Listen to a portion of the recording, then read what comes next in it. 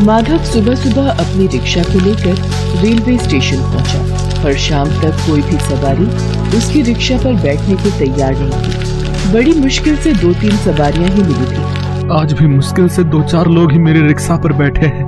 पता नहीं मेरे दुख के दिन कब दूर होंगे देवी मैया। अरे माधव भैया, अब तुम्हारी रिक्शा पुरानी हो गई है। लोग नई रिक्शा को छोड़कर भला तुम्हारी पुरानी टूटी रिक्शा पर क्यों बैठेंगे? खुद ही सोचो। है? अच्छा चलता हूँ, सवारी को छोड़ना है। देवी मैया के भोग के लिए प्रसाद लेता जाता हूँ। गोमती शाम की आरती के लिए राह देख रही होगी। माधव जो कि एक गरीब रिक्शा वाला है। माधव का रिक्शा काफी पुराना हो गया है, इसलिए उसकी रिक्शा पर कोई भी सवारी बैठने को तैयार नहीं होती, और तैयार हो भी जाए तो कम पैसे मिलते हैं। माधव बहुत गरीब है और साथ ही साथ शादी के 10 सालों बाद भी उसे औलाद का सुख भी नहीं मिला, इसलिए माधव और गोमती बहुत दुखी रहते हैं। माधव इतने दुख होने के बाद भी माँ दुर्गा से अपना विश्वास कभी नहीं उठाता। वो रोजाना अपनी कमाई में से 10 रुपए बचाकर देवी माँ के भोग के लिए शाम की आरती का प्रसाद लेकर ही घर जाता है, और नियम के अनुसार गोमती और माधव दोनों मिलकर देवी माँ की आरती और पूजा करते हैं। जय अम्बे गौरी मैया, जय श्यामा गौरी, तुमको निस दिन ध्यावत हरि ब्रह्मा शिवरी। जय अम्बे गौरी। हे देवी मैया, मेरे जीवन के दुख दूर करो माँ। आप ममतामयी माँ हो मैया, हमारी झोली में खुशियाँ दे दो देवी माँ, हमारी झोली में खुशियाँ दे दो। माधव और गोमती के आंसू निकल आते हैं। ये देख नारद मुनि माँ दुर्गा से कहते हैं, नारायण नारायण। हे माँ, हे जगत जननी, आपका भक्त माधव और उसकी पत्नी आपकी भक्ति करके भी इतने दुखी क्यों है माँ? आपका ये भक्त जो भी कमाता है उसमें से रोजाना आपके नाम के प्रसाद के लिए नियम से 10 रुपए अलग निकालता है। रोजाना आपका पूजन और आरती करता है, फिर भी इतनी पूजा के बाद भी इस भक्त के दुख दूर क्यों नहीं होते माँ?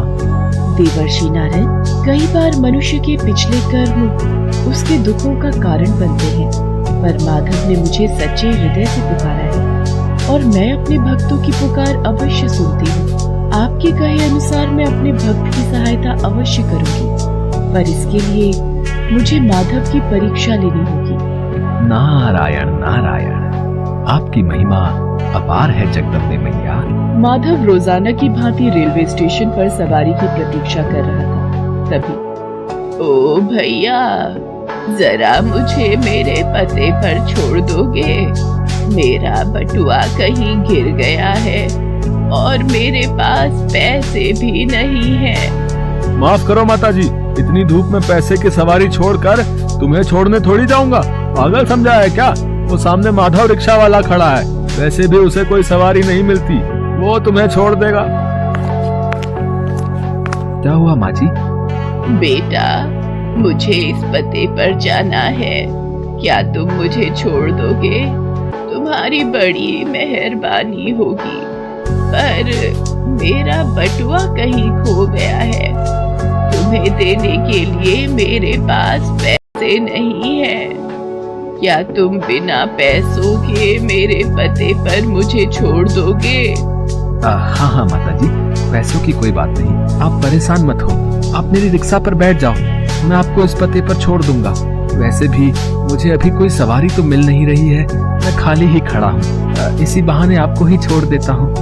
जीते रहो बेटा, देवी मैया का आशीर्वाद तुम पर सदैव बना रहे। माधव उस बुढ़िया को अपने रिक्शा पर बिठाकर पते पर छोड़ने के लिए चल पड़ता है।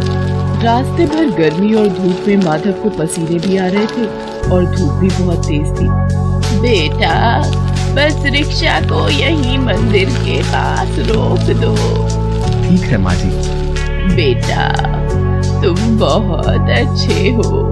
इतनी गर्मी और धूप में तुमने मुझे यहाँ तक छोड़ने के लिए हामी भर दी, और वो भी बिना पैसों के। और देखते ही देखते वो बुढ़िया देवी माँ के रूप में आ जाती है। माधव, तुम मेरे सच्चे भक्त हो। तुम मेरी परीक्षा में सफल हुए हो। देवी माँ, आप जय हो मैया, जय हो, जय माता दी। माधव, मैं तुम्हारी परीक्षा लेने आई थी। जो व्यक्ति जरूरतमंदों और दुखियों की निस्वार्थ सेवा और मदद करता है, उसके सारे दुख दूर करना मेरा कर्तव्य बन जाता है। आज से तुम्हारे जीवन के सारे दुख दूर हो जाएंगे। ऐसे ही सबकी सहायता और अच्छे कर्म करते रहना। मैं तुम्हें संतान, धन, वैभव और सुख शांति का आशीर्वाद देती हूँ। मेरा आशीर्वाद सदैव तुम्हारे ऊपर बना रहेगा। और उस दिन देवी मैया के आशीर्वाद से माधव और गोमती की झोली खुशियों से भर जाती है।